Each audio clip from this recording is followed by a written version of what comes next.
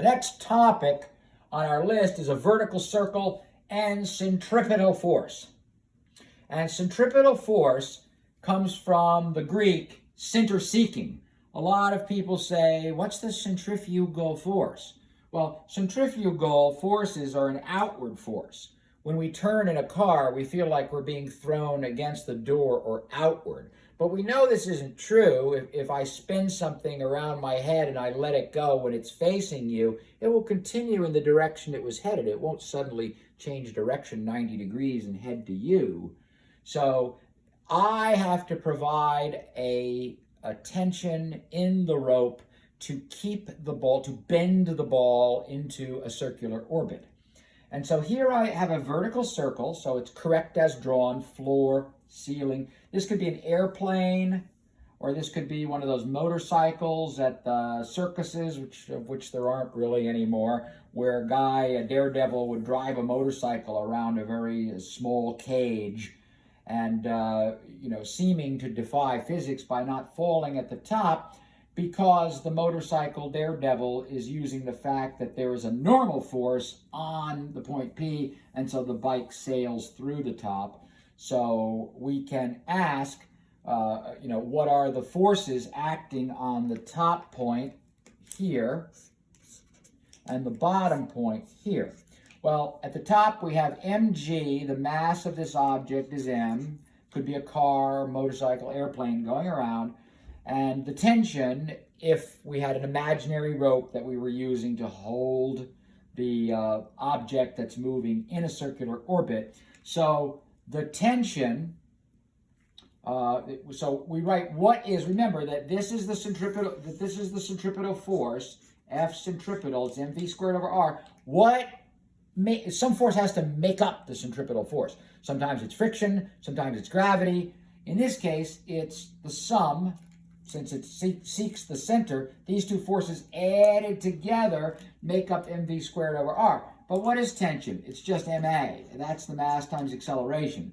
This more or less is Newton's second law, although I think you'd be hard-pressed to say that before you started that that's what it was. But it is now F net equals ma.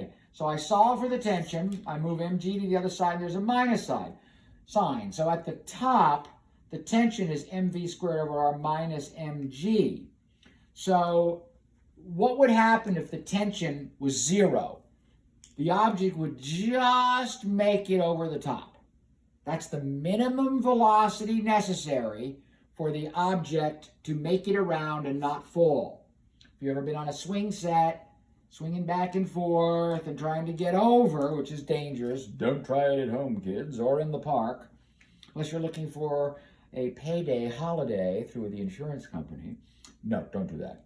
So if at the top your tension in the swing set on the swing chains is 0, you've got your chains here attaching it, you're swinging back and forth, and at the top, if the tension goes to 0, that means that this is 0 and I get mv squared over r equals mg. Solving for the velocity, I get the square root of the radius or length of the chain and g, the gravitational constant on whatever planet I decide to swing. And in this case, a g is, we get to use 10 meters per second squared. We'll see where that comes from in our next lecture. So the minimum velocity to make the top of the circle is the square root of rg. Any slower than this and the object falls. Faster than this and there's a tension. But the break-even point is a tension of 0. At the bottom, what is our centripetal force, our center-seeking force? It's the center tension minus mg. Notice that mg is still pointing down toward the earth. So we have mv squared over r, centripetal force, is equal to tension minus mg. So solving for tension again, I get the sum of the centripetal force plus gravity. So at the bottom, I feel heavier. At the top, I feel lighter. And you know this is true if you've been in a car and you go down a hill and up a hill, you feel pressed into your seat. Or when an airplane takes off and they put the throttle on and climb, you feel thrown into the back of your seat. This is all a result, and also as it climbs into your seat. So forward acceleration, you get pressed back into your seat, and upward acceleration, centripetal acceleration, you feel forced into your seat. So MA, the acceleration, is mv squared over r plus mg, the centripetal plus mg. So the acceleration is your regular Earth acceleration plus something more. If you were sitting on a scale and you weighed 100 pounds, the scale would say more than 100 pounds because you're being forced into the seat by the fact that there is a force that is bending your direction from this to this. So in bending your direction and changing the velocity vector, you are accelerating. A change in velocity, whether it's a magnitude going from 10 miles per hour to 20 miles per hour, or changing direction from north to 10 degrees east of north, either one of those results in an acceleration in a different direction. Those two. So you're heavy at the bottom, you're light at the top, and I want to do an example. Here's my vertical circle that I had before in the last problem, and I want to write my work energy theorem. Did I do that here someplace? No. So the work I do on this object that has zero velocity at some height h, this is my zero potential energy reference. I can set it anywhere I want to. Doesn't matter as long as I label it. So pick a point that makes sense. So when the car or the bike or the roller coaster is at the bottom, that's zero potential energy. So the work I do is the change in all the energies plus the work done by the object.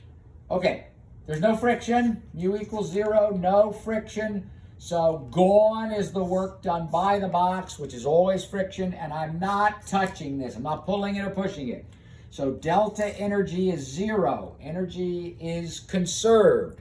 So the total energy, which is the potential energy plus the kinetic energy, the total energy is the same at every point on this track. So what is the kinetic energy up here? Well, it's 1/2 mv squared. V is 0, so the kinetic energy is 0, and the potential energy is mgh, potential energy. And that's the total energy of the system. Kinetic energy being 0 at the top.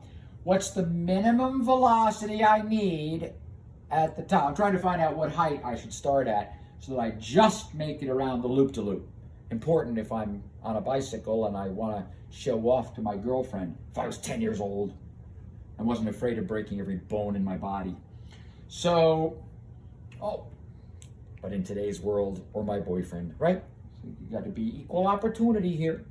It's not just being politically correct, it's being realistic. So the minimum velocity at the top we found in our last problem when we had zero tension at the top. When we set the tension at the top to 0, we found that the square root of r times g, the radius of curvature, in this case r, capital R, times the gravitational constant at the surface of the planet, in this case Earth, g. So this is my velocity, so my energy is 1/2 mv squared, 1/2 rg, that's the kinetic energy, that's here. 1/2, and so that's 1/2 mv squared. I need an m.